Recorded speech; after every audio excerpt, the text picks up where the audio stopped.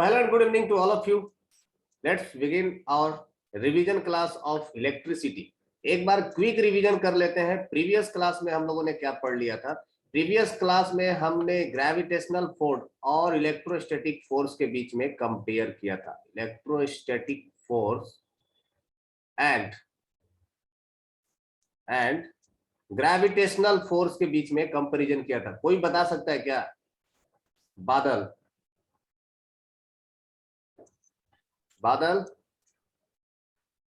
Screen पर नहीं दिख रहा है. स्क्रीन नहीं दिख रहा है तो दिख जाएगा. बादल आवाज आ रही है? ओके. रिया आप बताइए, एक पहला कोई डिफरेंस बताइए. What is the difference between the electrostatic force and gravitation force?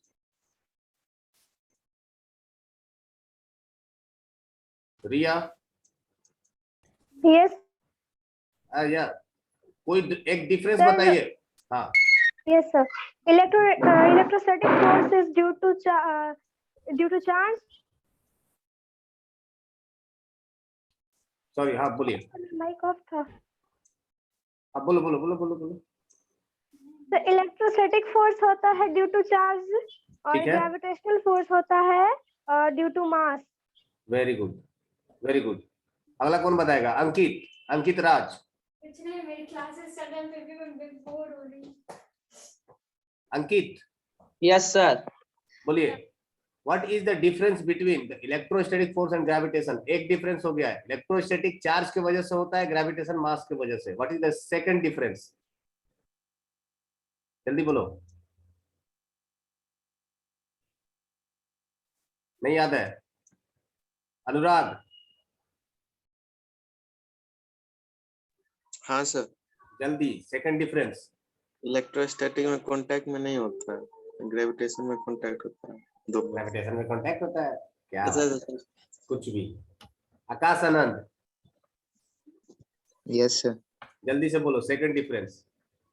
कंफ्यूजिया. Electrostatic depend upon medium पे डिपेंड करता है और Okay. ग्रेविटेशनल फॉर इंडिपेंडेंट है. Very good. It depends upon the medium. ठीक है. It is independent of medium. Independent of medium. Good. Third कौन बता रहा है? Divya. What is the third difference between the electrostatic and gravitation? Sir electrostatic force बहुत stronger होता है okay. दो इलेक्ट्रिक चार्ज के बीच में. Very good.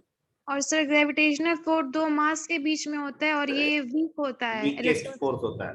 Good. And the last one. Who will describe the last difference? The fourth one. या Rocky go ahead. Electrostatic से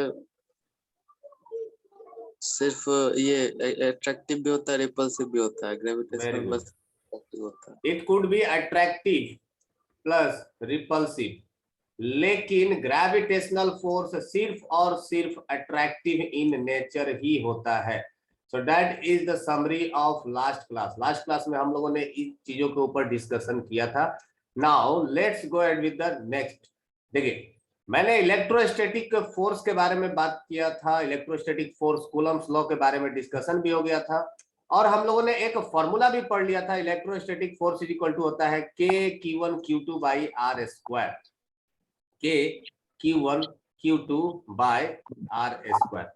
now हम लोग ये जानते हैं कि जो इलेक्ट्रोस्टैटिक फोर्स जो होता है दो चार्ज के बीच में, ये बिना किसी कांटेक्ट का एक दूसरे के ऊपर फोर्स लगता है. इलेक्ट्रिक फील्ड के बारे में मैंने बता रखा है क्या? इलेक्ट्रिक फील्ड बताया था क्या मैंने?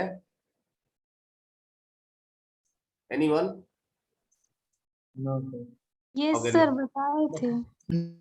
थोड़ा सा डिस्कस किए थे सर. ओके, थोड़ा सा दिया था. Okay, let's discuss about the electric field. See, this is very much important thing. Electric field important है. क्यों? हम लोग जानते हैं कि दो चार्ज के बीच में, चाहे वो पॉजिटिव नेगेटिव हो, पॉजिटिव पॉजिटिव हो, पॉजिटिव नेगेटिव हो, कोई भी दो चार्ज के बीच में जब फोर्स लगता है तो ये दोनों कांटेक्ट में नहीं होते हैं, है ना. ये नॉन कांटेक्ट फोर्स होता है. तो ये कौन सा मीडियम होगा, ये क्या होगा, किस तरह का स्ट्रक्चर होगा कि एक चार्ज दूसरे चार्ज के ऊपर फोर्स लगा पाता है? इस चीज को एक्सप्लेन करने के लिए हम लोगों के पास आता है इलेक्ट्रिक फील्ड, कि एक चार्ज अपने चारों तरफ एक फील्ड क्रिएट करता है और इस फील्ड में अगर कोई भी चार्ज आएगा तो उस पर फोर्स लगेगा, उस पर फोर्स लगेगा। This is called as electric field, है ना। तो इसको हम लोग डिफाइन कर सकते हैं, इलेक्ट्रिक फील्ड को डिफाइन कर सकते हैं कैसे? द रीजन, अगर पहले नहीं लिखवाया है तो लिख लीजिएगा, region around a charge up to which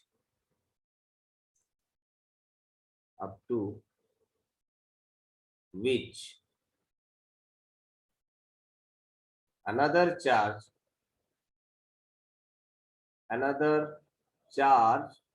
can feel the force,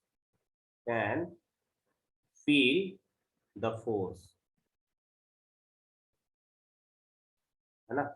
ये किसी भी चार्ज के आसपास का वो रीजन है जहां पर कोई दूसरा चार्ज, अनदर चार्ज फोर्स को फील कर पाता है, फोर्स को महसूस कर पाएगा, उस रीजन को हम लोग कहेंगे इलेक्ट्रिक फील्ड, ठीक है। And this electric field is represented by lines known as electric field lines, electric field lines, ठीक है। तो इलेक्ट्रिक फील्ड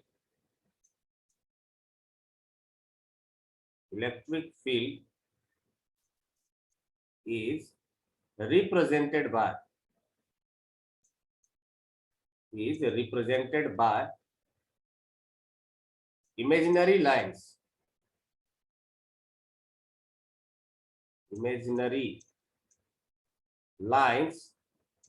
called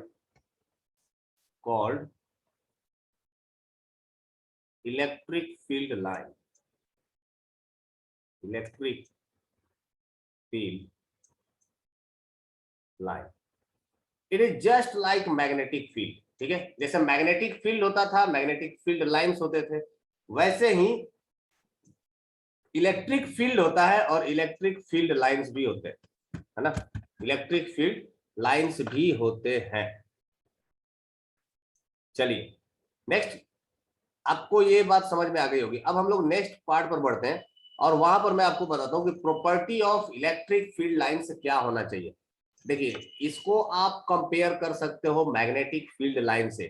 तो अगर दोनों में से कोई एक अगर आपको आता है तो दूसरा ऑटोमेटिकली क्लियर हो जाएगा। Electric field lines, electric field lines,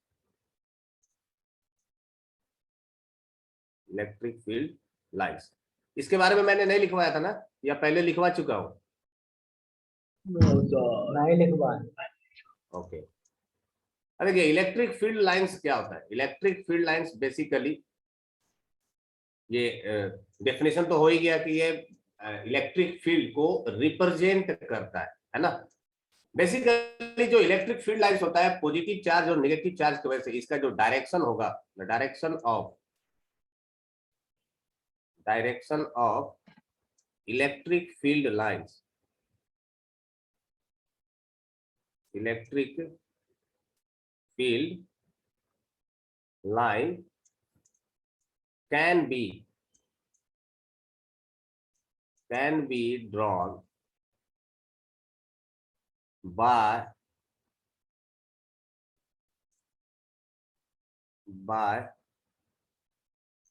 a unit positive charge. ये शायद मैंने बताया था यार, मुझे जहां तक याद आ रहा है थोड़ी थोड़ी। यूनिट पॉजिटिव चार्ज, है ना। The direction of electric field will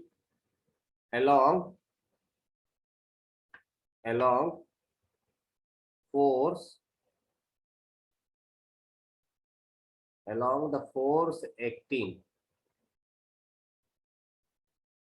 on positive charge, example के तौर पर अगर मैं एक पॉजिटिव चार्ज ले लूं और इस पॉजिटिव चार्ज की वजह से अगर मुझे इलेक्ट्रिक फील्ड ड्रॉ करना है तो मैं क्या करूंगा, यहां पर एक पॉजिटिव चार्ज हर एक पॉइंट पर, जिस भी पॉइंट पर आपको ड्रॉ करना है उस पॉइंट पर एक पॉजिटिव चार्ज रख करके देख लीजिए, वहां पर जिस डायरेक्शन में फोर्स लगेगा इलेक्ट्रिक फील्ड का डायरेक्शन उधर ही होगा। जैसे मान लीजिए कि यहाँ पर प्लस चार्ज रखा, यहाँ पर प्लस चार्ज रखा, यहाँ पर प्लस चार्ज रखा, इन सारे पॉइंट्स पर जिन जिन पॉइंट्स पर आपको इलेक्ट्रिक फील्ड का डायरेक्शन फाइंड आउट करना है, आप वहां पर प्लस चार्ज रख करके देख लीजिए, जिस डायरेक्शन में फोर्स लगेगा इलेक्ट्रिक फील्ड का डायरेक्शन उधर ही होगा। जैसे इस पर फोर्स लगेगा इस डायरेक्शन में, है ना, तो यहाँ पर इलेक्ट्रिक फील्ड का डायरेक्शन इधर की तरफ हो जाएगा, यहाँ पर इलेक्ट्रिक फील्ड का डायरेक्शन इधर की तरफ हो जाएगा। यहाँ पर फोर्स पॉजिटिव पॉजिटिव को रिपेल करता है तो there will be force of repulsion, और वो भी किधर, line joining the two charges, दोनों चार्ज के लाइन ज्वाइन करने वाले लाइन के डायरेक्शन में ही लगेगा, तो यहां पर इस डायरेक्शन में लगा। Okay, so this is the direction of electric field, this is the direction of electric field, ये ऐसा। सो हमेशा यहां से मैं क्या लिख सकता हूं कि direction of electric field due to a positive charge will be along radially outward direction. The direction of electric field due to a positive charge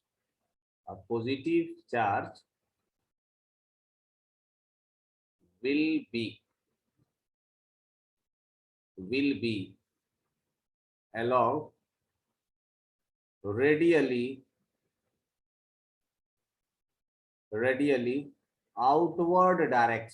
radially outward direction, ठीक है। सिमिलरली अगर आपने एक नेगेटिव चार्ज को रखा, अगर आपने कोई नेगेटिव चार्ज को रखा, लेट से कि आपने यहाँ पर एक नेगेटिव चार्ज रखा, तो इस नेगेटिव चार्ज के आसपास अगर आपने पॉजिटिव चार्ज रखना है, जैसे मान लीजिए कि यहाँ पर आपको इलेक्ट्रिक फील्ड का डायरेक्शन फाइंड आउट करना है इन सारे पॉइंट्स पर, तो इन सारे पॉइंट्स पर हम क्या करेंगे, एक पॉजिटिव चार्ज रख करके चेक करेंगे कि फोर्स किधर लगेगा। सी यहां पर पॉजिटिव चार्ज रखा तो फोर्स किधर लगेगा, इन दोनों के बीच में फोर्स ऑफ अट्रैक्शन लगेगा, और वो भी किधर, line joining these two charges, तो फोर्स ऑफ अट्रैक्शन इधर की तरफ। सिमिलरली इस पॉइंट पे भी फोर्स ऑफ अट्रैक्शन लगेगा अलोंग दिस डायरेक्शन, इस पॉइंट पे भी फोर्स ऑफ अट्रैक्शन लगेगा अलोंग दिस डायरेक्शन। ये ऐसा लग रहा है ना। This is the direction of electric field due to a negative charge. Negative charge के वजह से जो डायरेक्शन ऑफ इलेक्ट्रिक फील्ड होता है वो किधर होता है, रेडियली इनवर्ड होता है, यहाँ पर आउटवर्ड होगा और इसके साथ क्या होगा, रेडियली इनवर्ड होगा। Due to negative charge, due to negative charge it will be radially inward, it will be radially inward, ये अंदर के तरफ होता है, ये अंदर के तरफ होता है, ठीक है।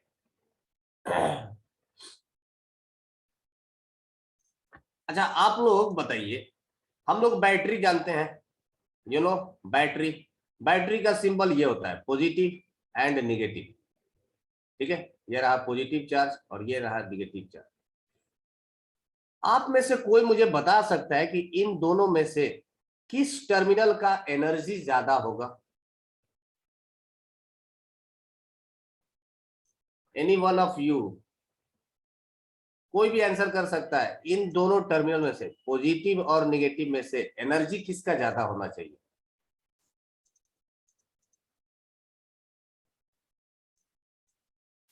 कोई बोलेगा? Okay, positive, positive. दिव्या का कहना है नेगेटिव, अंकित का कहना है पॉजिटिव, या मेरा भी वोट जाएगा पॉजिटिव को ही। एनर्जी पॉजिटिव का ज्यादा होगा ना, यस आई गॉट इट फर्स्टनर्स। पॉजिटिव का एनर्जी ज्यादा होता है और निगेटिव का एनर्जी कम होता है, ठीक है। सो मैं एक चीज यहां पर ऐड करना चाहूंगा, ये कैसे क्या होता है वो तो खैर बाद की बात है। आप याद रखिए कि जो पॉजिटिव है इसका मतलब उसका एनर्जी क्या है, ज्यादा, और जो निगेटिव है उसका एनर्जी क्या होगा, कम। करेक्ट। सो यहां पर नोट पॉइंट करने वाली बात यही है, नोट यही करना है, direction of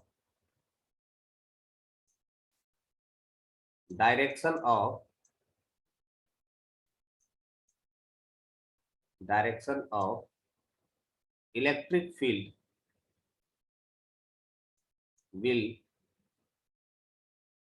will always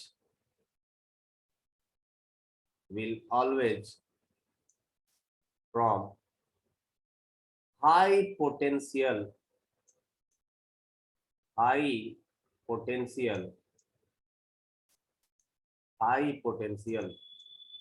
to low potential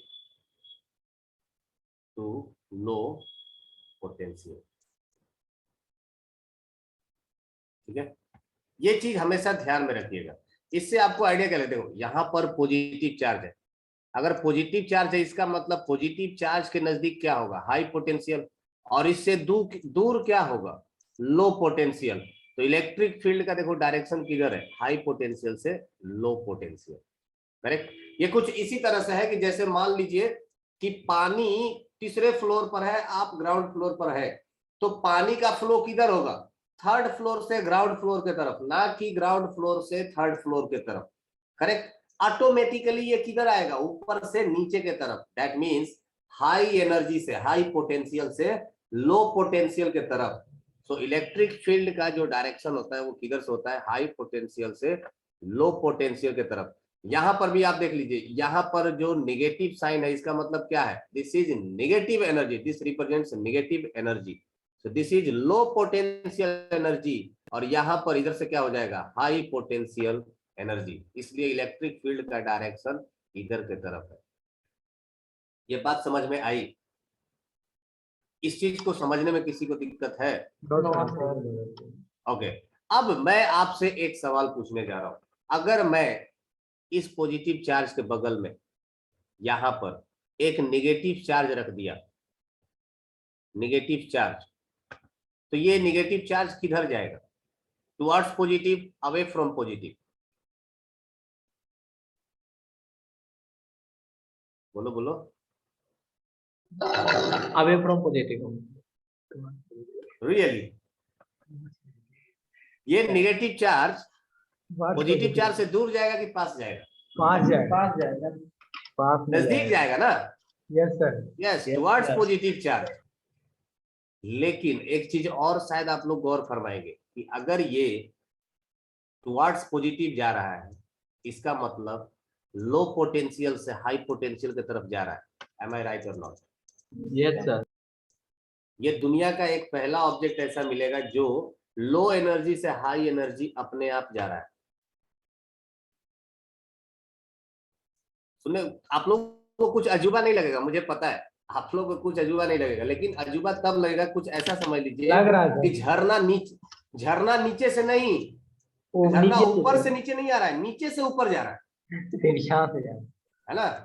इसका मतलब यही हो गया ना कि लो पोटेंशियल से हाई पोटेंशियल पर जाना, इसका मतलब क्या हो गया कि झरना नीचे से ऊपर जा रहा है। गेटिंग माय पॉइंट और नॉट? तो इलेक्ट्रॉन वो पार्टिकल है जो लो पोटेंशियल से हाई पोटेंशियल के तरफ अपने आप जाता है।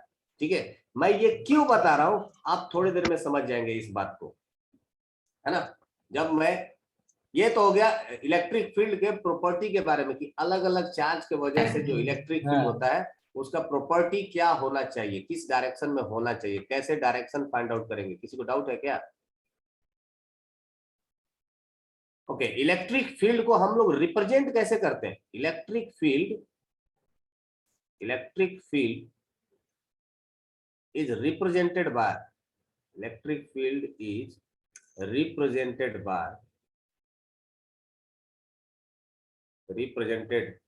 by E, capital E, and it is a vector quantity. याद रखिए कोई भी फील्ड हो, electric field, magnetic field, gravitational field, कोई भी फील्ड हो, सब के सब वेक्टर क्वांटिटी है, सबको डायरेक्शन चाहिए, है ना। So it is a vector quantity, vector quantity. और इसका फॉर्मूला पता है क्या होता है? Electrostatic force F, electrostatic force is equal to होता है Q इंटू E के बराबर, या आप कह सकते हो E is equal to force divided by charge Q।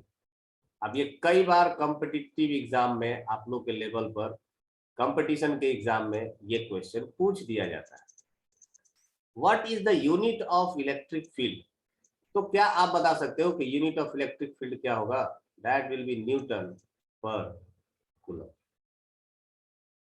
Newton पर coulomb. This is the unit of electric field, correct. हो, अब फोर्स इज इक्वल टू आप लोग जानते हो। एग्जाम्पल ले लेते हैं, एग्जाम्पल। मान लीजिए कि आपके पास दो चार्ज है, एक है Q1, एक है Q2, ठीक है। इस Q1 के वजह से इस पर एक फोर्स लगेगा and that force will be equals to, एक फोर्स लगेगा। इस फोर्स का वैल्यू अपने को नहीं पता, बट ये कब पता चल जाएगा? जब इन दोनों के बीच का डिस्टेंस, मान लेते हैं कि यहां से यहां तक का जो डिस्टेंस होगा कुछ R होगा,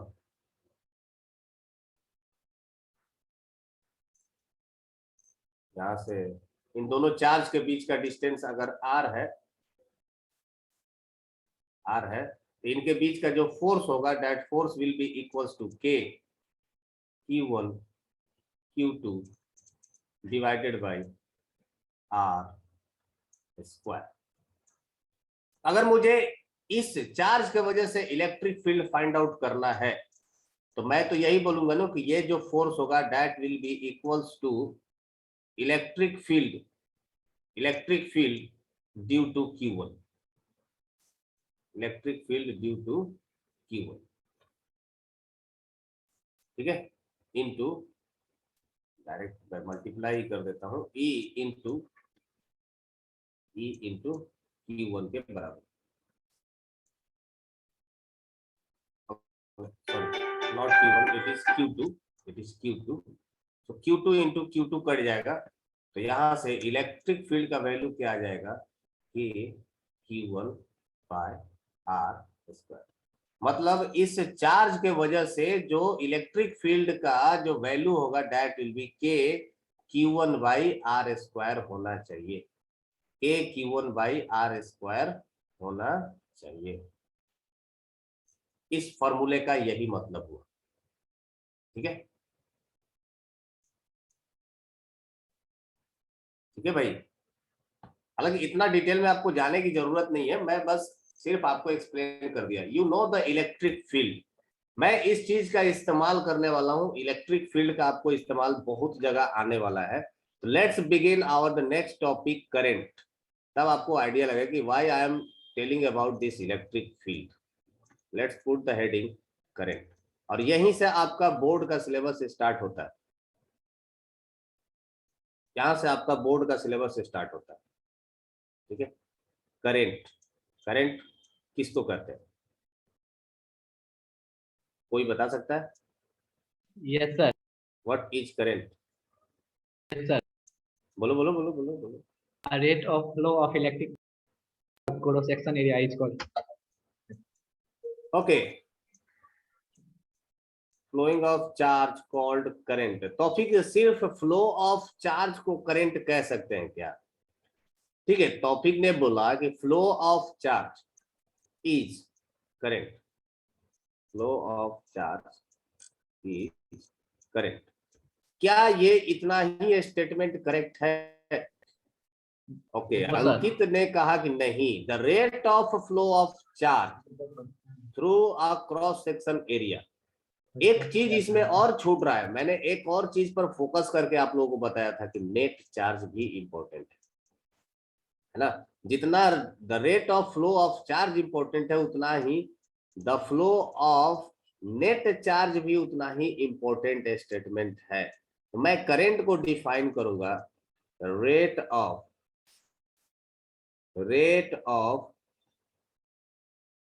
flow of net charge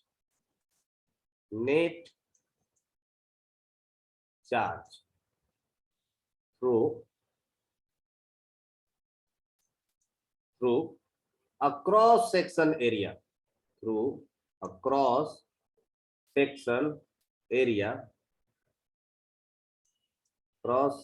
area is called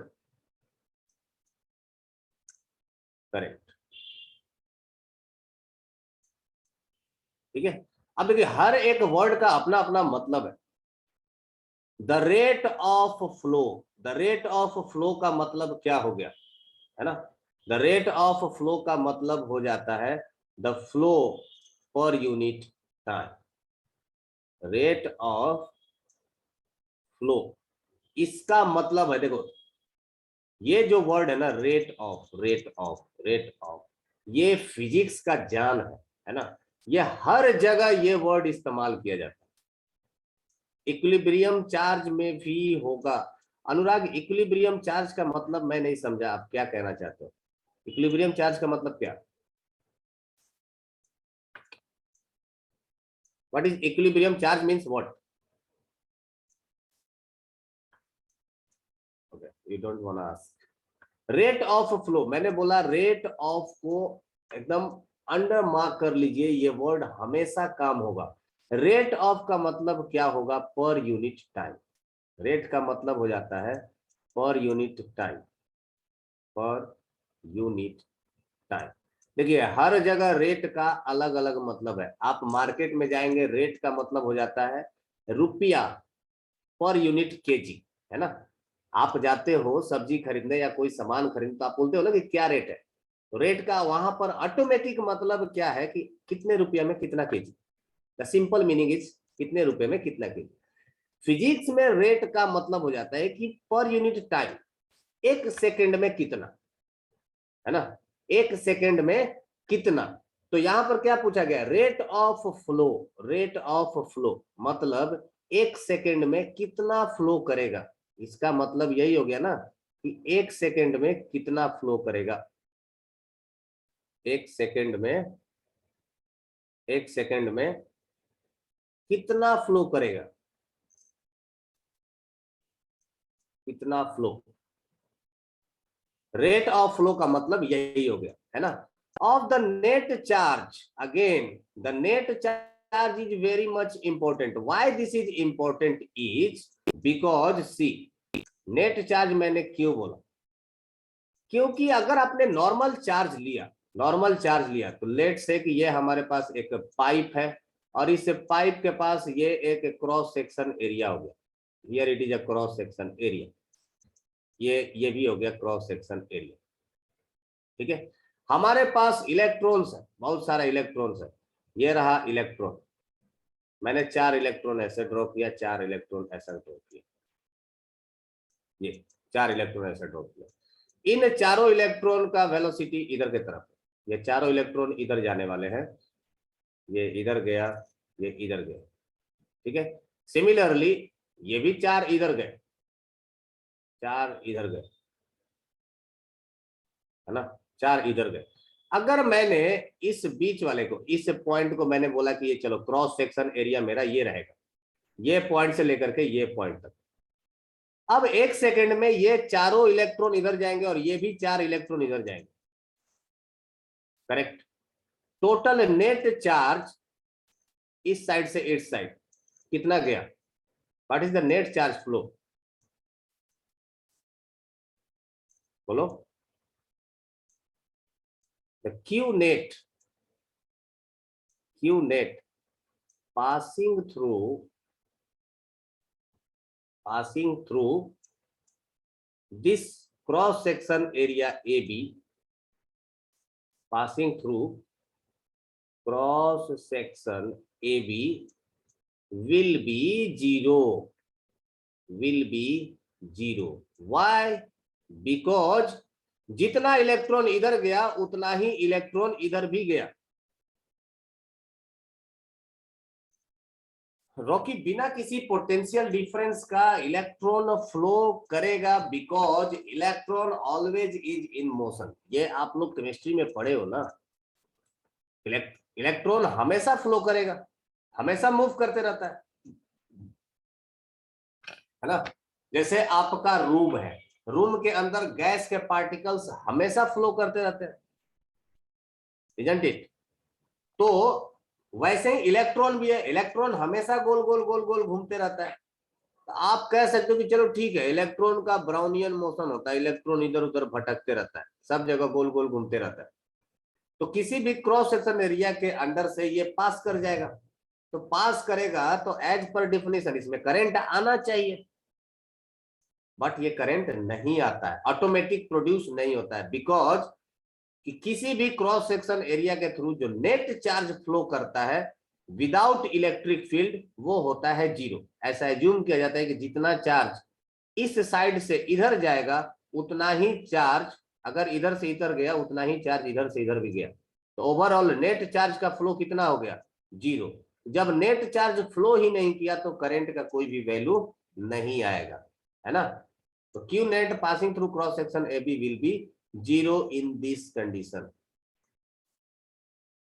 In this condition, इस पार्टिकुलर कंडीशन में नेट फ्लो क्या हो जाएगा?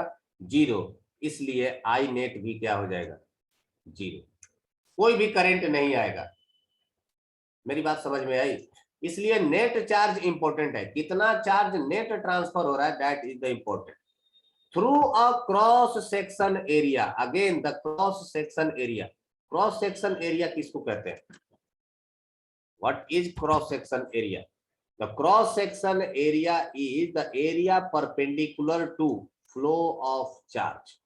अगर हमसे पूछा जाए कि क्रॉस सेक्शन एरिया किसको कहते हैं, see this cross section area, this definition is always true in all the condition. Cross section area, cross section area, ये सब जगह ट्रू है, सब जगह क्रॉस सेक्शन का मतलब यही होता है। क्रॉस सेक्शन का मतलब क्या हो जाएगा? The area, area perpendicular to, perpendicular to flow of charge, flow of charge। देखिए मैं डेफिनेशन को बाय पार्ट इसलिए कर रहा हूं क्योंकि ये यहीं से डिफरेंट टाइप ऑफ क्वेश्चन, या कहा जा सकता है कि आप बेसिक कंसेप्ट नहीं समझ पाते हो, इसलिए आप आगे का टफ क्वेश्चन नहीं कर पाते। सर लाइटनिंग के समय तो क्रॉस सेक्शन एरिया नहीं होता है, बिल्कुल होता है, बिल्कुल होता है रॉकी, एक इमेजिनरी क्रॉस सेक्शन एरिया होता ही है ना। अगर इलेक्ट्रिक फील्ड भारत में बेगूसराय जिले के ऊपर इलेक्ट्रिक फील्ड क्रिएट हुआ है तो इलेक्ट्रॉन अमेरिका से उड़ के नहीं आएगा, बेगूसराय से ही इलेक्ट्रॉन ऊपर जाएगा। यू गॉट इट और नॉट? बेगूसराय के ऊपर आप एक सिलेंडर एज्यूम कर लीजिए, this is the area, this is called as, let's say this is Begusarai on the earth surface, और इसके ऊपर यहाँ पर इलेक्ट्रिक फील्ड क्रिएट हो गया है, इलेक्ट्रिक फील्ड क्रिएट हो गया है, तो इलेक्ट्रॉन यहीं से ऊपर उठ करके जाएंगे, इलेक्ट्रॉन यहीं से ऊपर उठ करके जाते हैं। एक पार्टिकुलर क्रॉस सेक्शन एरिया के थ्रू ही ये इलेक्ट्रॉन जाता है, सारे के सारे इलेक्ट्रॉन जाते हैं, तो यहीं से करंट भी पास होता है। ये आपको नहीं दिखता है कि ये क्रॉस सेक्शन एरिया यहाँ पर है, but there is a cross section area. मेरी बात समझ में आ रही है? यस और नो भाई? आप लाइट टॉर्च जलाते हो, टॉर्च जलाते हो तो आपका उस टॉर्च का एक बाउंड्री होता है, कि आप रस्सी बांध करके वहां से टॉर्च का लाइट पास कराते हो, एक नली बना करके लाइट पास कराते हो यहाँ से क्या? लेट से कि आपने एक टॉर्च जला दिया यहाँ पर, तो आप बाउंड्री बनाए या ना बनाए, टॉर्च ने अपना बाउंड्री बना रखा है। This is the cross section area. यही क्रॉस सेक्शन एरिया के थ्रू ये सारा का सारा लाइट पास हो रहा है। ठीक है, जैसे लेजर लाइट सीधा जाता है, बिल्कुल लेजर लाइट जो जाता है तो लेजर लाइट का भी अपना एक बाउंड्री होता है, क्रॉस सेक्शन एरिया होता है, उसी क्रॉस सेक्शन एरिया के थ्रू वो पास होता है। आपके घर में नॉर्मल लाइट, लेजर लाइट भी छोड़िए, नॉर्मल लाइट का भी एक क्रॉस सेक्शन एरिया होता है। ये बात अलग है कि ये क्रॉस सेक्शन एरिया धीरे धीरे इसका इंक्रीज होते जाएगा, धीरे धीरे क्रॉस सेक्शन एरिया इसका इंक्रीज हो जाएगा, है ना। तो ये बाद में इसमें आप जब और आगे डिटेल में पढ़ेंगे तो करंट डेंसिटी भी पढ़ा जाता है, I divided by A, I divided by A, मतलब this is denoted as current density J। तो जैसे जैसे आपका एरिया इंक्रीज होते जाएगा करंट डेंसिटी कम होते जाएगा। मेरी बात समझ में आई? तो भले ही वो आपको एरिया नहीं दिखता है, but it does have its own area. I hope Rocky clear है क्या? ये बिजली सीधा नहीं होता है, बिजली एक्चुअली देखो, बिजली आपको दिखता क्यों है? ड्यू टू द लाइट, है ना। वो लाइट वहां से आता है इसलिए तो आपको बिजली कड़कता हुआ नजर आता है ना। और लाइट प्रोड्यूस क्यों होता है? Due to the radiation. Light का प्रोडक्शन किसके वजह से होता है? रेडिएशन के वजह से ना। लाइट क्या है? इलेक्ट्रोमैग्नेटिक वेव का 7 जो कैरेक्टरिस्टिक है उसमें से एक है लाइट। जब रेडिएशन उस पार्टिकुलर वेवलेंथ का निकलेगा तभी तो लाइट प्रोड्यूस होता है। तो जो आप स्पार्क देखते हो that is light, that is not current, है ना। तो लाइट आपको कैसा दिखता है ये तो डिपेंड करता है। मेरी बात समझ में आई? और अभी हम लोग बताएंगे, चलो डिस्कस करेंगे कि इसमें भी कि एक एटम्स के अंदर से इलेक्ट्रॉन कैसे निकल जाएगा। इसलिए मैं बोला कि इलेक्ट्रिक फील्ड बहुत इंपॉर्टेंट है, सारा एक्सप्लेनेशन इलेक्ट्रिक फील्ड से ही आता है। वो लाइट चार्ज नहीं होता है, चार्ज की वजह से होता है, due to the transition of charge.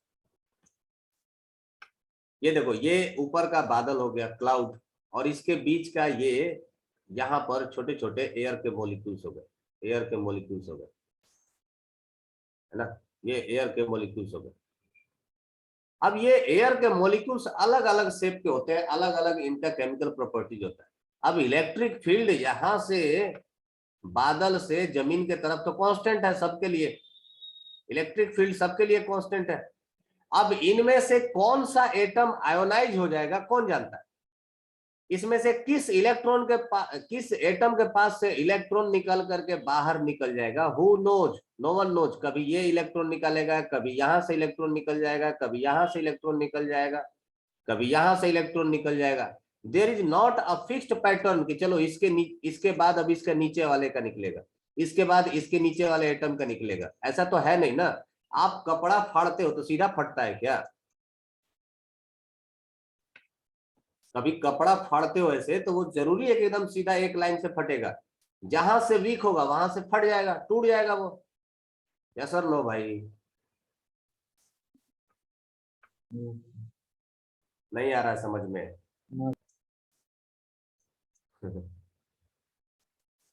मैं बोल रहा हूं कि आपने ये इलेक्ट्रिक फील्ड क्या है? ये इलेक्ट्रॉन के ऊपर फोर्स लगाएगा। अब ये रहा क्लाउड, यहाँ पर ये रहा बादल, और ये रहा अर्थ।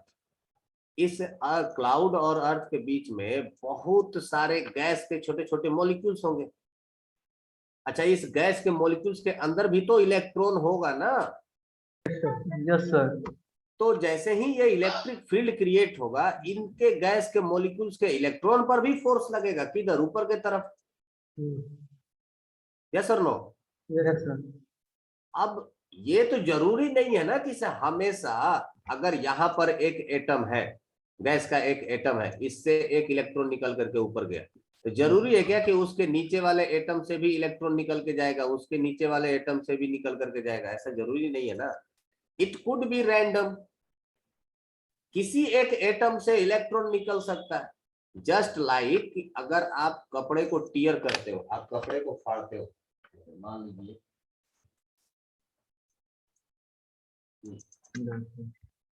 हाँ?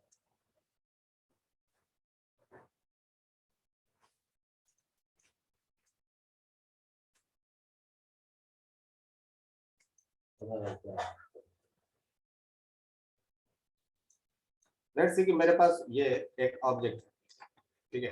अब ये पेपर ही है, तो पेपर को अगर मैं फाड़ूंगा तो हमेशा ये स्ट्रेट लाइन में फटेगा क्या? ये सीधा फटेगा क्या? जरूरी नहीं है, इसका शेप कुछ भी हो सकता है। जहां से एटम के बीच का फोर्स कम होगा वहां से ये टूट जाएगा। It will be not be a straight line, it is not necessary. Randomly निकलता है तो एक ही जगह बिजली क्यों गिरती है? भाई एक ही जगह कहाँ गिरती है यार? तुम लोग ये बात क्यों नहीं समझ रहे हो? बिजली जब जमीन पर गिरती है तो जमीन पर ये जो टॉप का जो पोजीशन है, ये जो टॉप का पोजीशन है, ये इसमें से सबसे हाईएस्ट पॉइंट जहां पर होगा वहां पर बिजली गिरेगा। हाईएस्ट पॉइंट जहां पर होगा वहीं पर बिजली गिरेगा ना। Yes sir. जरूरी है क्या कि पूरा भारत का बिजली हमेशा आकर के बेगूसराय में ही गिरेगा? It's not necessary. जो हाईएस्ट पॉइंट होगा वहां पर गिरेगा, क्योंकि ये सोर्स है यहाँ पर, यहां से सारा सोर्स है, यहां से सारा इलेक्ट्रॉन निकलता है, यहां से सारा इलेक्ट्रॉन निकलता है। ये गया, ये गया, यूं गया, ऐसा।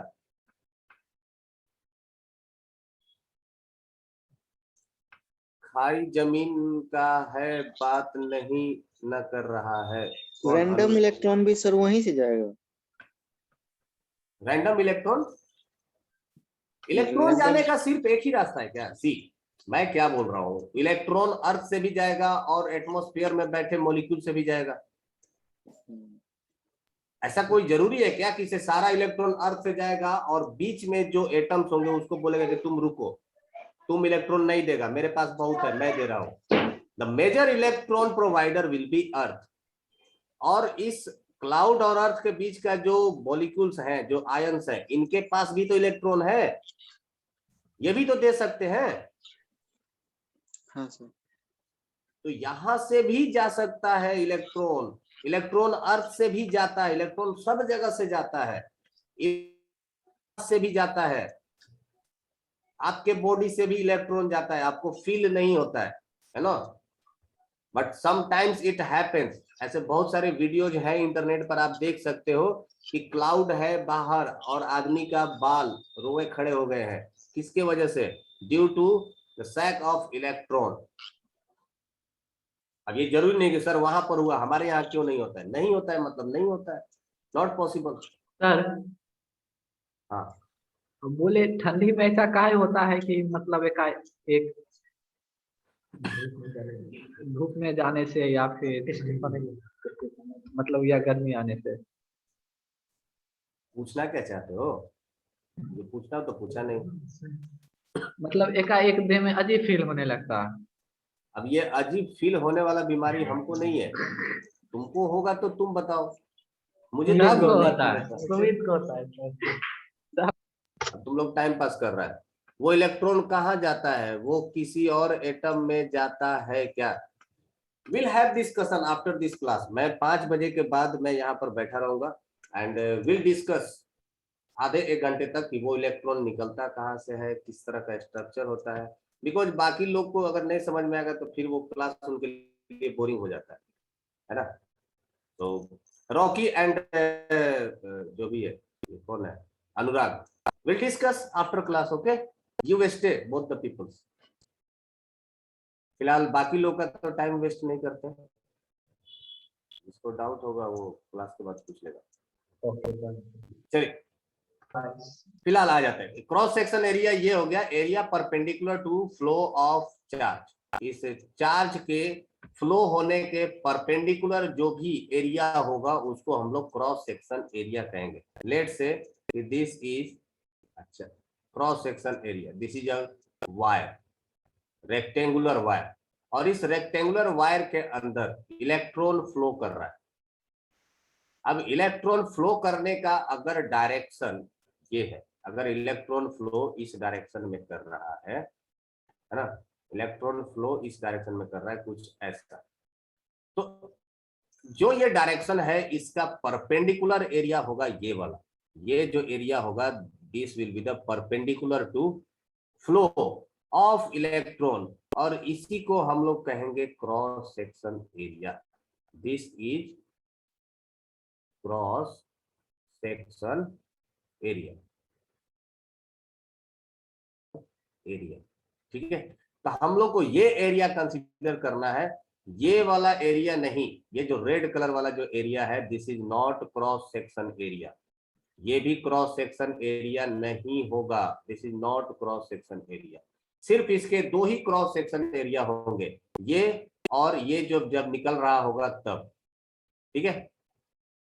जनरली जो वायर होता है वो राउंड शेप का ही होता है, तो cross section area mostly circular shape का होता है।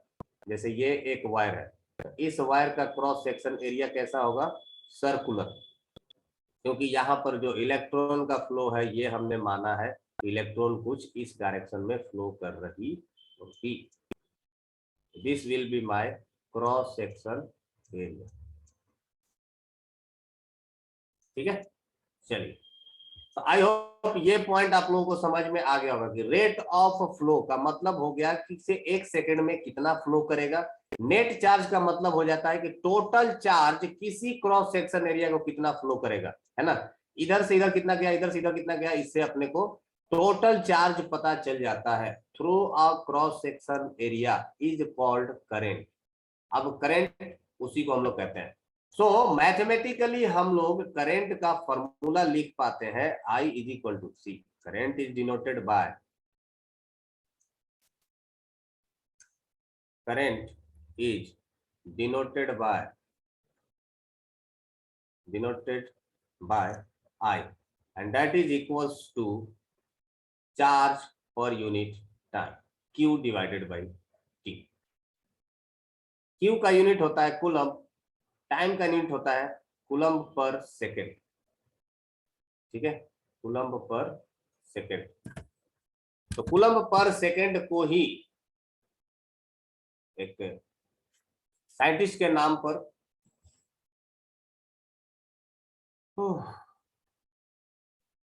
नाम पर इसको हम लोग लिखते हैं, SI unit of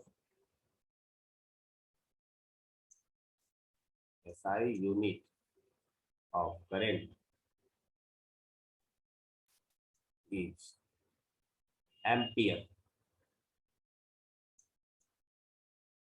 denoted by capital A। Yes Ankit, it is ampere A। और याद रखिएगा it is fundamental unit, it is fundamental unit. 7 fundamental unit बताया था ना मैंने, फंडामेंटल यूनिट में से ये आता है, 7 फंडामेंटल में से एक करंट भी है ना। तो आप चार्ज का यूनिट करंट के टर्म्स में लिख सकते हो, करंट का यूनिट चार्ज के टर्म्स में मत लिखना। This is the SI unit of ampere. अब यहां पर चूंकि जो एम्पियर है ना, इससे छोटा छोटा भी वैल्यू होता है, एक्चुअली एम्पियर थोड़ा सा लार्ज वैल्यू होता है। सो कई बार हम लोग इसको स्मॉल फॉर्मेट में रिप्रेजेंट करते हैं, जैसे 1 milli ampere, this M for milli, 1 milli ampere is equal to होता है 10⁻³ एम्पियर, है ना। तो ये भी चीज आपको ध्यान में रखना होगा कि हम लोग कई बार एम्पियर को मिली एम्पियर के टर्म्स में रिप्रेजेंट करते हैं, है ना।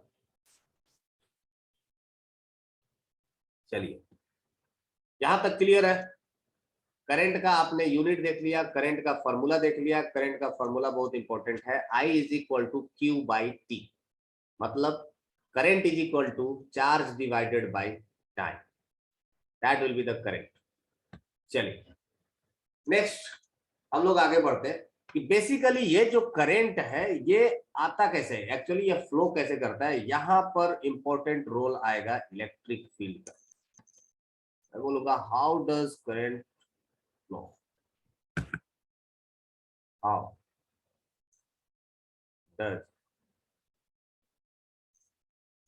does current flow through a wire? Through a wire. किसी भी वायर से करंट कैसे फ्लो करता है? अब देखो बेसिकली होता क्या है कि देखो किसी ने तो करंट में वायर के थ्रू इलेक्ट्रॉन को भागते हुए देखा नहीं है ना। हमारे पास कोई इक्विपमेंट नहीं है कि जिससे हम आंख में उसको लगा करके माइक्रोस्कोप लगा करके और देख लेंगे जैसे ये देखो इलेक्ट्रॉन भागा, इलेक्ट्रॉन भागा अभी अभी अभी अभी अभी जस्ट भागा था। ऐसा कुछ हम लोग कह नहीं सकते, ऐसा कुछ हम लोग बता नहीं सकते, है ना। तो देयर आर सम स्पेक्युलेशन, लोग ऐसा उम्मीद करते हैं, ऐसा अपना अपना व्यू देते हैं जिसमें कि सबसे बेस्ट व्यू यही है द फ्लो ऑफ चार्ज का, है ना। अब लोग अलग अलग तरीके का, आप यूट्यूब पर देखिएगा तो आपको अलग अलग व्यूज मिल जाएगा। फिर आप कहेंगे सर वो तो ऐसे कह रहा था, वो ऐसे कह रहा था। बिल्कुल कह रहा होगा, साइंस है, किसी का व्यू आप रोक नहीं सकते हो। They all have their own view, the widely accepted view is this कि अगर आप किसी भी कंडक्टर को, किसी भी कंडक्टिंग वायर को अगर आप कनेक्ट कर देंगे किसी भी बैटरी के साथ, मान लीजिए कि हमारे पास ये एक बैटरी है, एक बड़ा सा पॉजिटिव टर्मिनल, फिर negative terminal, positive terminal, negative and positive and negative, like this. ये हमारे पास एक बैटरी है और इस बैटरी को कनेक्ट कर दिया फिर एक कंडक्टर से। अब याद रखिए करंट फ्लो तभी होगा जब ये एक क्लोज पाथ होगा। अगर ये ओपन पाथ हुआ तो करंट फ्लो नहीं करेगा। तो दिस इज अ कंडक्टर और ये मेरे पास बैटरी है, this is positive charge and this one is negative charge. आप इसको कंपेयर कर सकते हो just like this is a pipe for flow of liquid. आप अपने दिमाग में सोचिए कि चलिए ठीक है मैं इस पाइप के अंदर नहीं झांक सकता, पर आप इसको कंपेयर कर सकते हो किसके साथ? एक ऐसे सिस्टम के साथ जहां पर एक टैंक होगा और उस टैंक को आप कनेक्ट करेंगे थ्रू पाइप पाइप के थ्रू आप कनेक्ट कर लेंगे। लेट से कि मान लीजिए कि ये हमारे पास एक टैंक है और इस टैंक के अंदर पानी भरा है।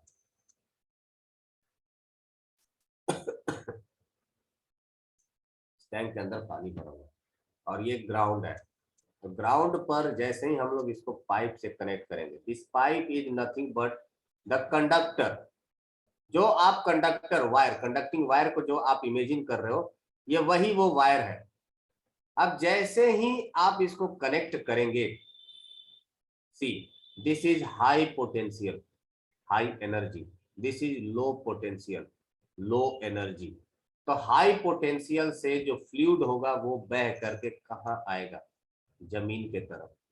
This fluid is, you can compare with the proton, है ना। आप इस फ्लूइड को प्रोटोन के साथ कंपेयर कर सकते हो। सिमिलरली यहां पर भी, यहां पर नेगेटिव चार्ज है, इसका मतलब ये क्या हो जाएगा? लो पोटेंशियल, और ये क्या हो जाएगा? High potential. ठीक है। सो लो पोटेंशियल से हाई पोटेंशियल के तरफ, याद करिए इसके पहले वाला जो हमने स्लाइड लिया था, लो पोटेंशियल से हाई पोटेंशियल के तरफ इलेक्ट्रॉन फ्लो करता है, इलेक्ट्रॉन फ्लो करता है लो पोटेंशियल से हाई पोटेंशियल के तरफ, और हाई पोटेंशियल से लो पोटेंशियल के तरफ प्रोटॉन फ्लो करता है एक्चुअली। ठीक है।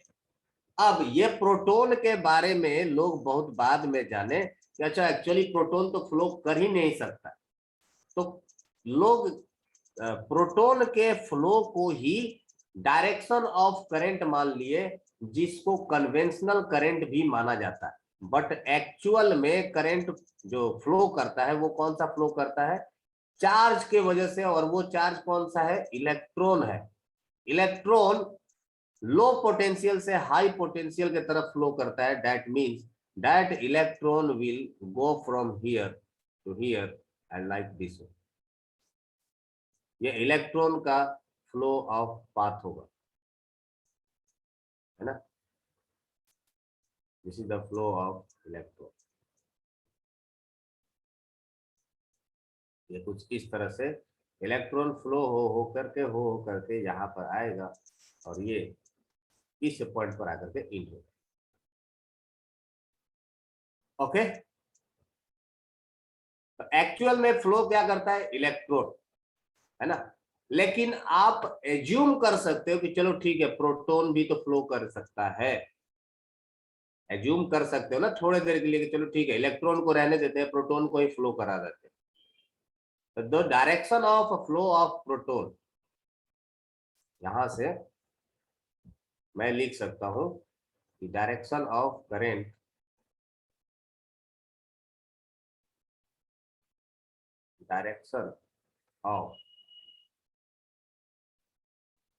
current is along direction of flow of positive charge and opposite to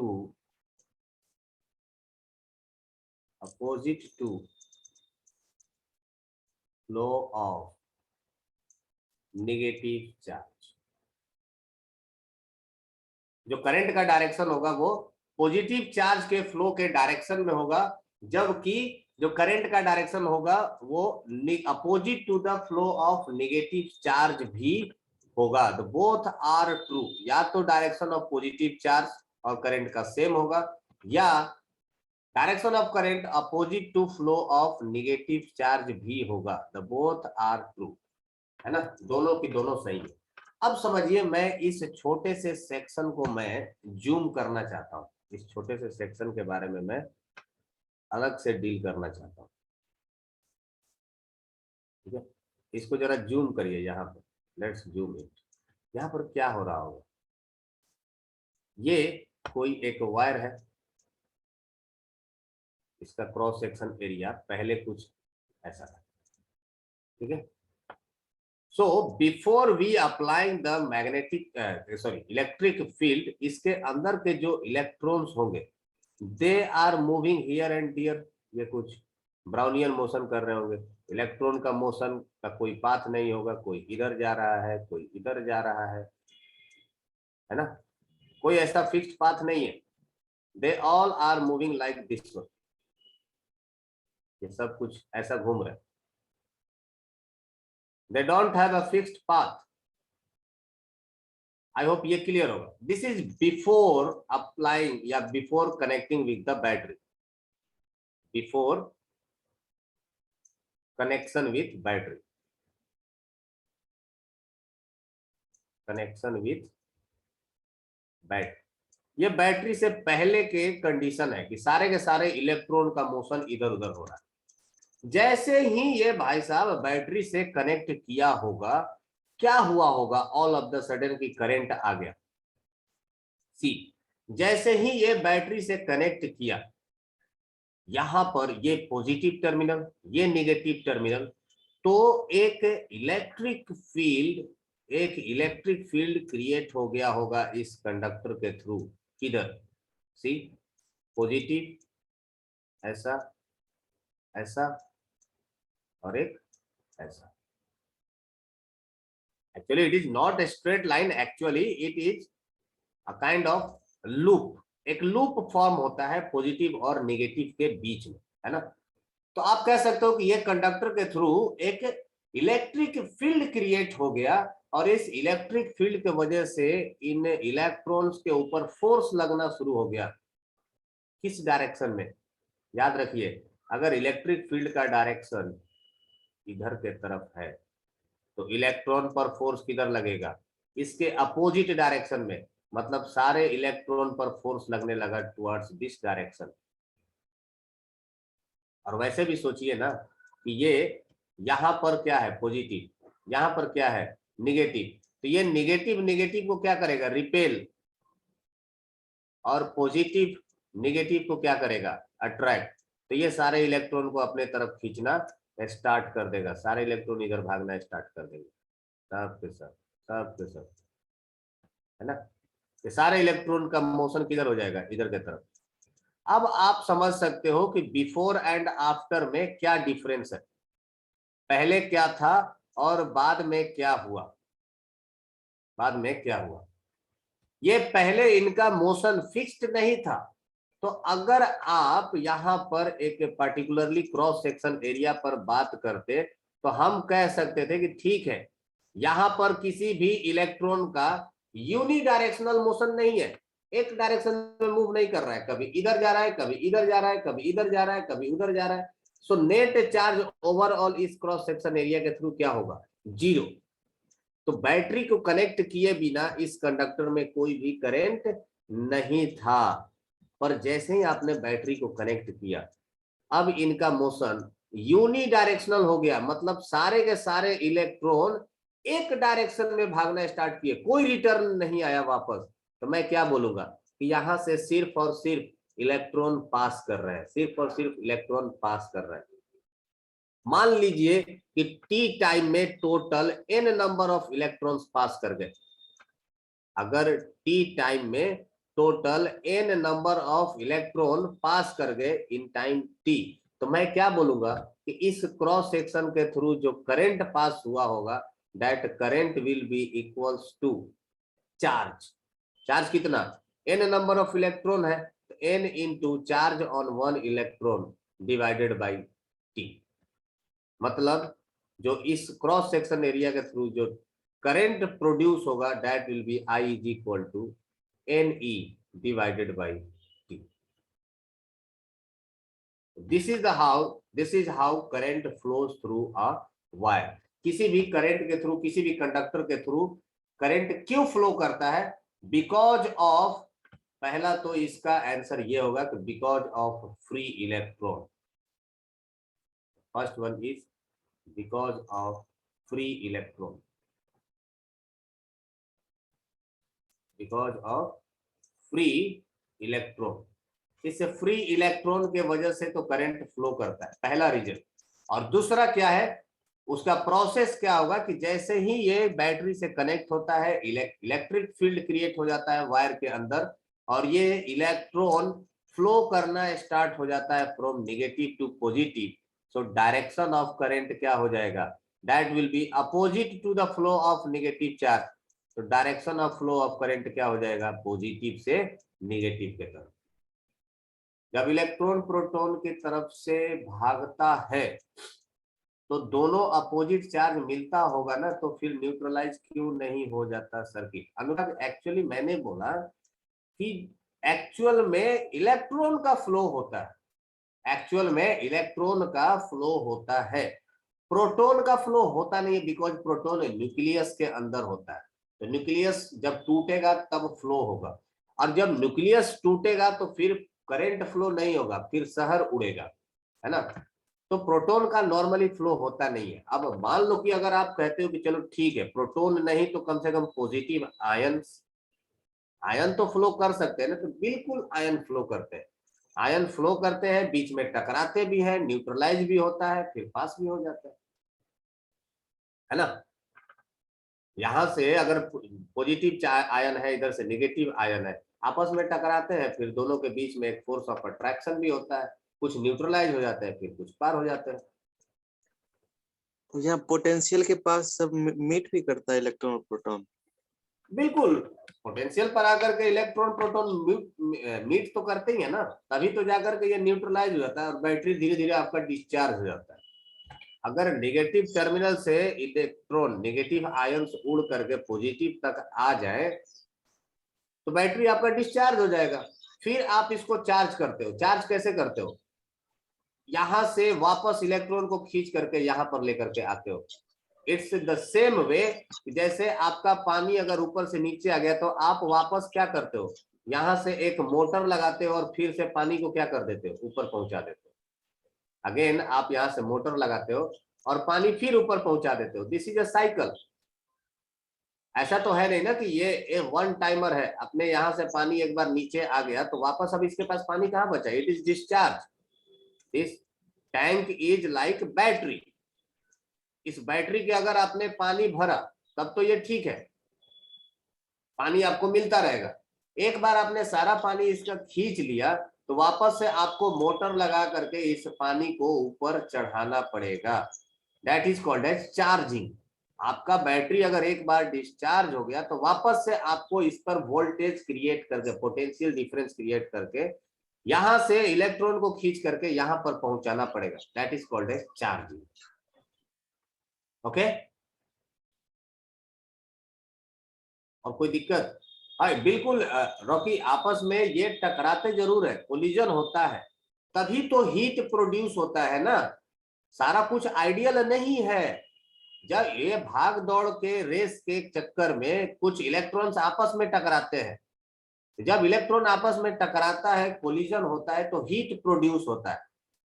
वो हम लोग आगे पढ़ेंगे कि जब इलेक्ट्रॉन रेजिस्टेंस जो आप कहते हो ना, resistance is nothing but the collisions between the electrons, charge atom. ये जो चार्ज एटम है, चार्ज जो आयंस है या इलेक्ट्रॉन है, जो कुछ भी है, इन चार्ज के आपस में कोलिजन के वजह से ही ये रेजिस्टेंस प्रोड्यूस होता है।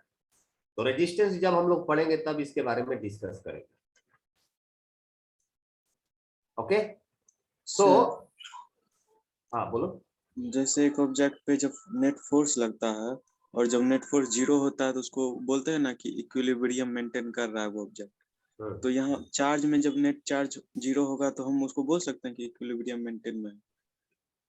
नेट चार्ज फ्लो का मतलब आप बोल रहे हो कि से यहाँ पर आप कह सकते हो, बट जनरली चार्ज के केस में ऐसा हम लोग नहीं कहते।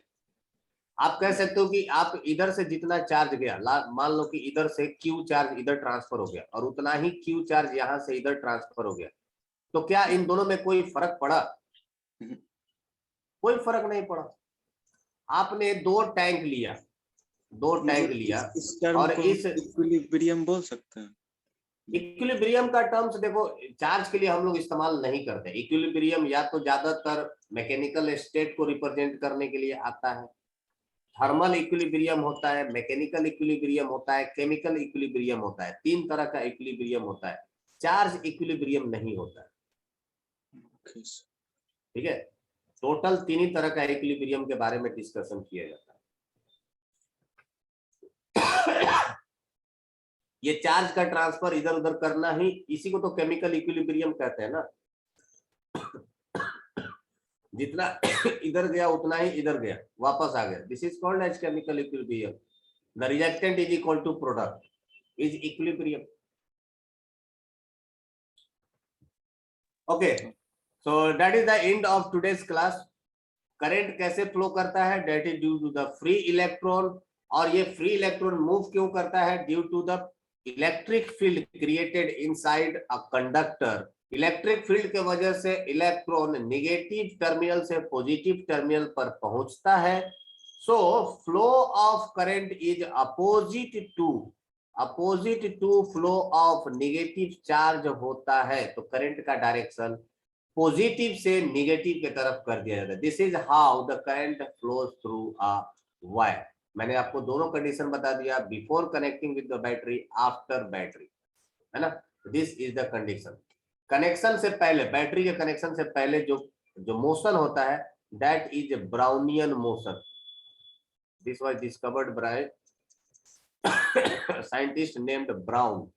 तो दिस इज ब्राउनियन मोशन। इनका जिगजैग मोशन होता है, there is no fixed direction. ठीक है, और ये आफ्टर बैटरी ये यूनिडायरेक्शनल मूव करता है। तो that is the end of the session. जिसको जाना है वो जा सकता है, जिनको डाउट है वो पूछ सकता है।